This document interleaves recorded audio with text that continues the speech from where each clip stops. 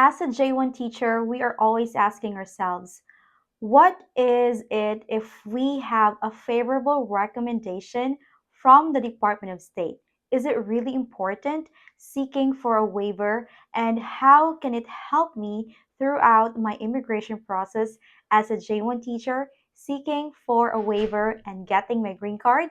In this video, we are going to talk about that. So let's dive in and let the journey begin.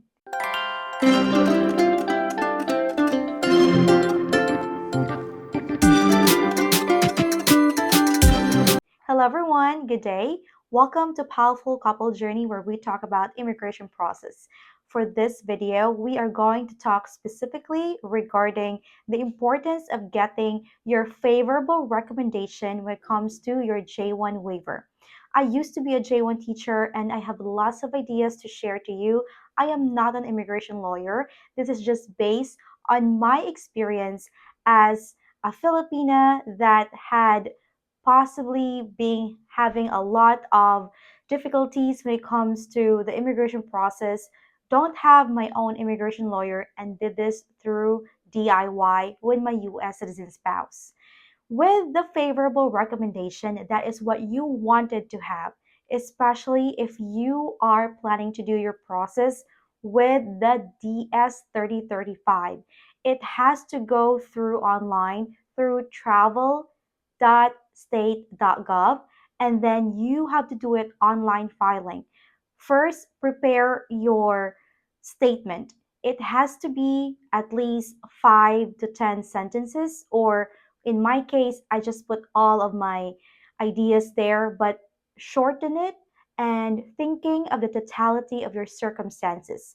Most especially if you are trying to convince with your compelling evidences on hardship with psychological, emotional, medical, career hardship, financial hardship, cultural differences with your home country and your US citizen spouse. I would always tell that most of the time, unfortunately, if you are married to your US citizen spouse, that's the struggle we have. But once you're married to your US citizen spouse, think of it as a blessing, because that's your way to really make sure you can combat this 212E rule. And that's what we did. Before, in the year 2021, nobody's talking about this in the internet aside from several lawyers that has focused on a specific country. So I'm just listening to some of the podcasts or videos. So I was really in tune into really doing my own due diligence and really striving to learn more about the process. So with this one, just make sure you are doing it by yourself or with the help of your spouse if you wanted to do it DIY. Or you can also ask for a consultation with an immigration lawyer. That way, you will know your options if you can do it yourself, or if you feel compelled to do it yourself, or just to make sure that you are really into that realm where you think you can do it. So, favorable recommendation, it might take you 13 months to 16 months before it will be given a decision. Remember, with the Department of State, you only have to think two ways. Either you'll get a non-favorable recommendation, which we don't want that, or if you wanted to get a favorable recommendation. That is what we want. That way, the Department of State will give their idea or opinion to the USCIS with the Form I-612, which is the waiver. And they are the ones who will determine if you will be given an approval. So think of it two ways, the USCIS and the Department of State. But remember, with the Department of State, DS 335, once they gave you a non-favorable recommendation, then that's it. You cannot do a reappeal. Unlike with the Form I-612 with the USCIS, you can do reappeal or you can do motion to reopen. There are choices that you can do. And with this part right here, you may need to have an immigration lawyer because it's already beyond the scope of what you have had. You already had all of the evidences you have in your hands. So make sure you go through the process. So with ours, we do really have some dive deep research. That's why we have this templates that we have now in our website, powerfulcouplejourney.com. These are from our own personal experiences that we wanted to share to you. That way, a lot of you could really tell if you can do it yourself. There are free templates that I have there, starting from the forms that you can submit. That way, you'll know if those are the compelling evidences you have, can dive deep or dive in to your forms. So come to think of it, you do really need to study the forms, and there are almost 10 forms that you have to supply. So make sure you are doing your own due diligence and think of the totality of circumstances.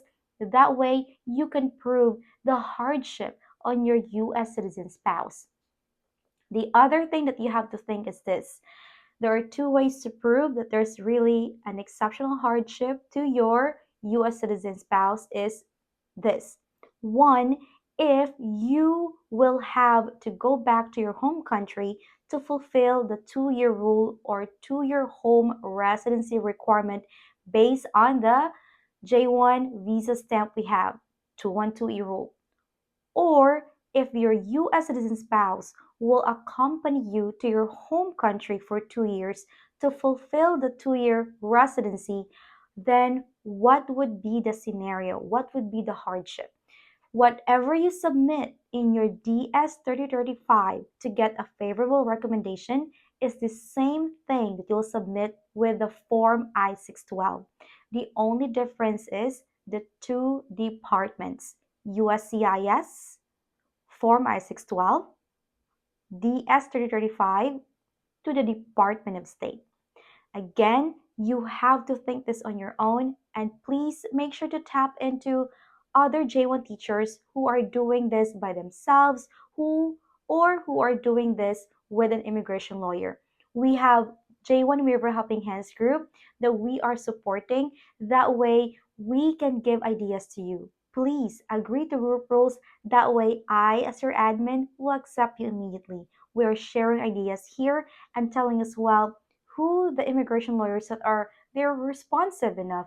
That way you will know that you are really given ideas and you have this timeline that you can and you will succeed with your J1 waiver journey. If you arrive at this part of the video, please consider to like, share, subscribe to our YouTube channel, Powerful Couple Journey. That way we can give you a lot of ideas regarding immigration process and overall life here in the US. I am also helping other J1 teachers or J1 teacher aspirants who would like to come here in the US, just sharing ideas. That way we can give them hope as well. And we could give a lot of ideas on how to become a legal permanent resident here in the US. Thank you so much and see you in my next video. Have a great day!